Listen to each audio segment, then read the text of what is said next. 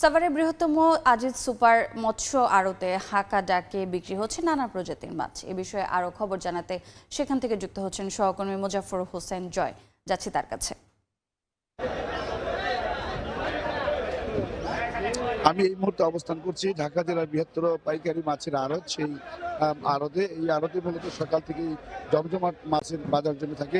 আপনারা জানেন যে আড়তটিতে নানা প্রকারের মাছ রয়েছে, দেশি মাছ সহ চাষের মাছ এবং পুকুরের মাছ এবং সামুদ্রিক মাছ রয়েছে। দেশি মাছের মধ্যে যে তেলাপিয়া মাছ বিক্রি হচ্ছে 150 থেকে 200 টাকা কেজি দরে।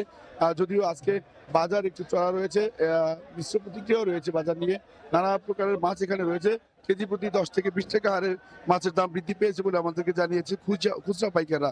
অপরদিকে বাজারে যারা বড় পাইকার রয়েছে তারা বলছেন যে মূলত দীর্ঘ সময় যে নির্বাচনের ধামাকা গিয়েছে, সেই ধামাকা কাটিয়ে উঠতে মূলত এই বাজারে মাছের কিছু সংকট রয়েছে।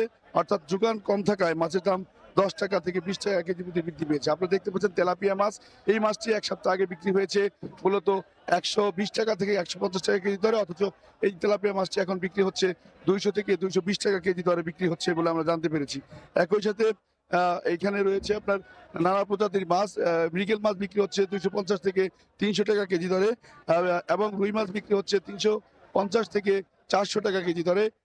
একই সাথে কিন্তু ইলিশ মাছ যেটি রয়েছে 600 থেকে 800 গ্রামের ইলিশ মাছ, অনেকটা ছোট ইলিশ মাছ, সেটি বিক্রি হচ্ছে 800 টাকা থেকে 1000 টাকা কেজি দরে।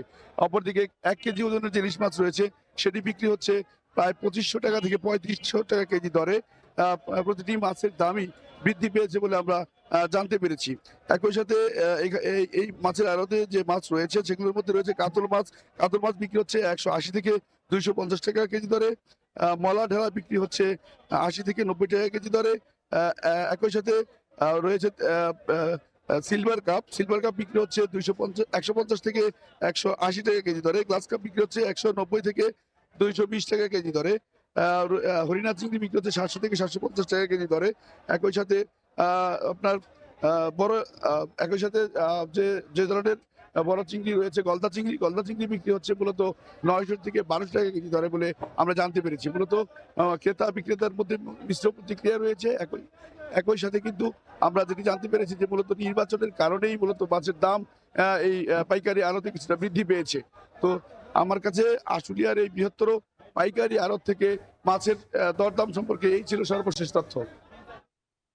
সরাসরি যুক্ত ছিলাম সাভারে।